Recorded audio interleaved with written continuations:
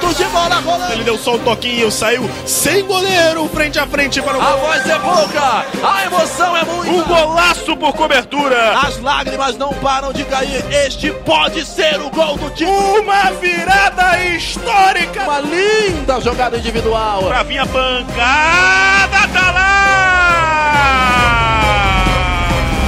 Gol!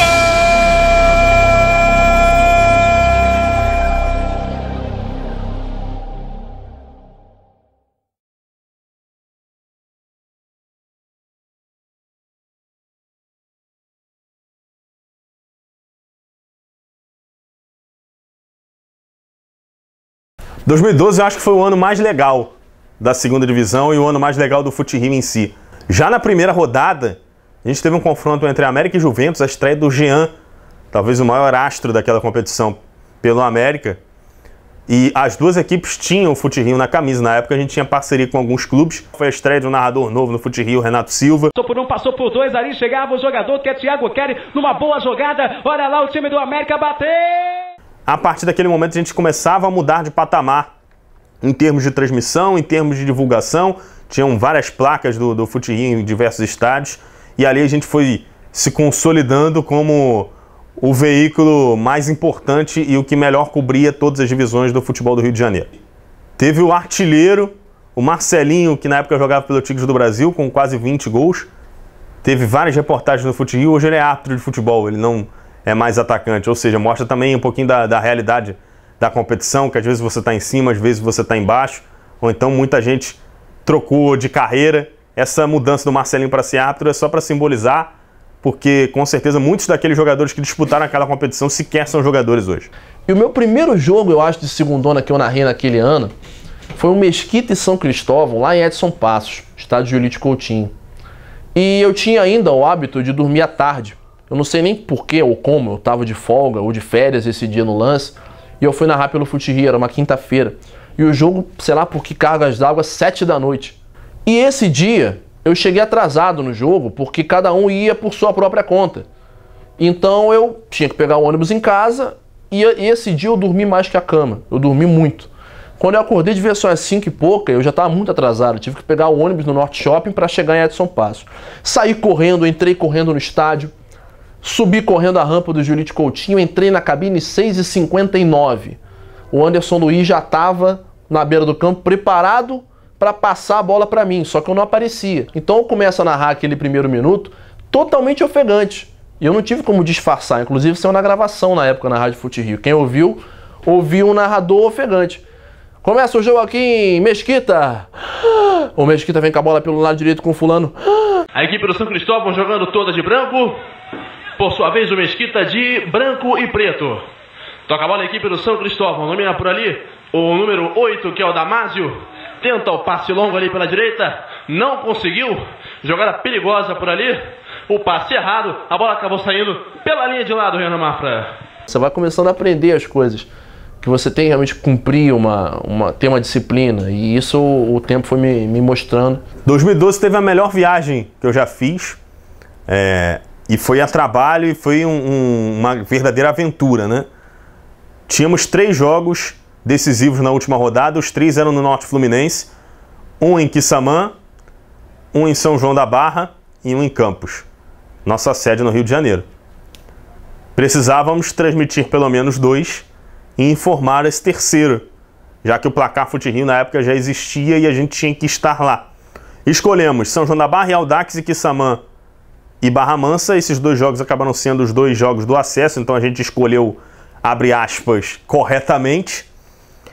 E enviamos uma equipe para Goitacás e Tigres do Brasil com quase 10 mil torcedores no Arizão. O mesmo carro levando todas essas pessoas para esses estádios. O Marcelo, que está com a gente até hoje, Marcelo Nunes na direção, com Sérgio Ribeiro, Wallace Borges, Anderson Vitorino, Renan Mafra e o Isaac Vicente, que narraria ou narrou, nesse caso, o jogo do São João da Barra com o Audax. Quando acabou o jogo em Quissamã, a gente teve que ficar esperando o Marcelo voltar de São João da Barra via Campos, ou seja, acompanhamos toda a festa da cidade. O Quissamã foi campeão da segunda divisão naquele ano, então a cidade que tem 10 mil habitantes estava completamente parada em prol desse acesso da equipe da cidade pela primeira vez na primeira divisão do campeonato estadual. Então realmente foi uma viagem fantástica. 2013, primeiramente eu realizei um sonho, né?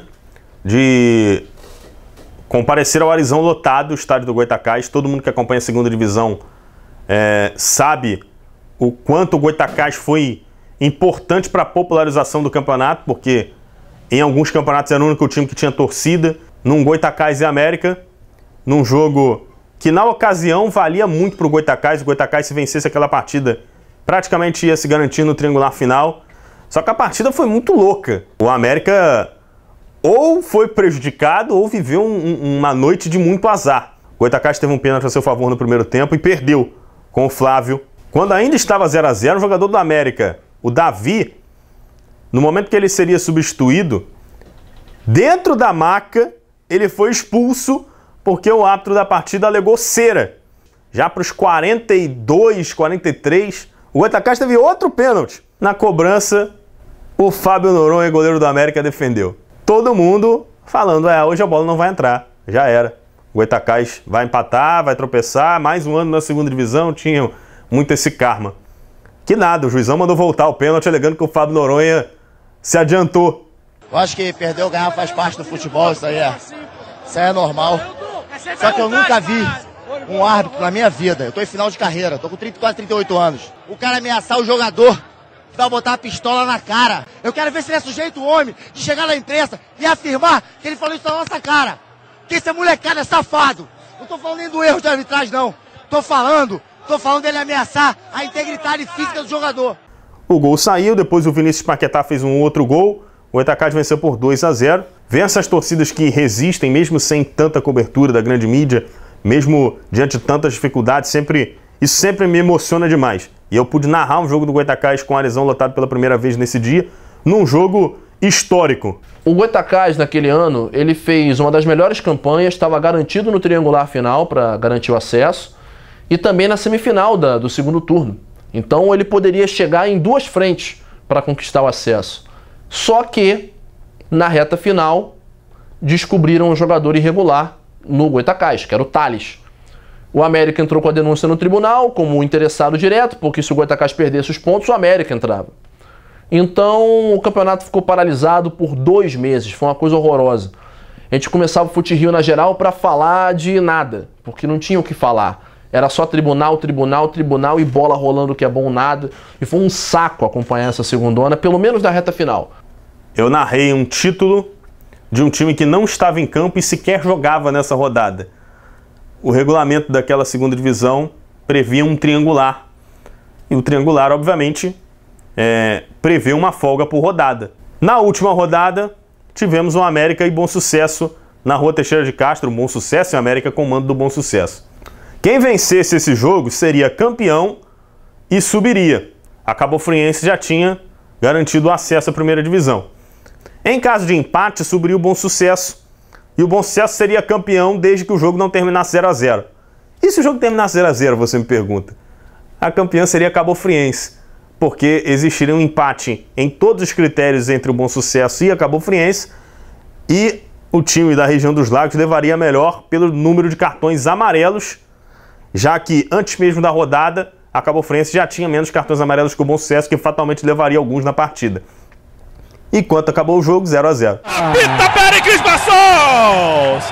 Palmas, torcida rubro-nil! Seu time está de volta à elite do futebol do Rio de Janeiro no ano do centenário! O jogo do título da Cabo Friense, que não teve gol do título e sequer teve o time campeão presente na partida. Foi o título mais sem graça que eu já narrei na minha vida.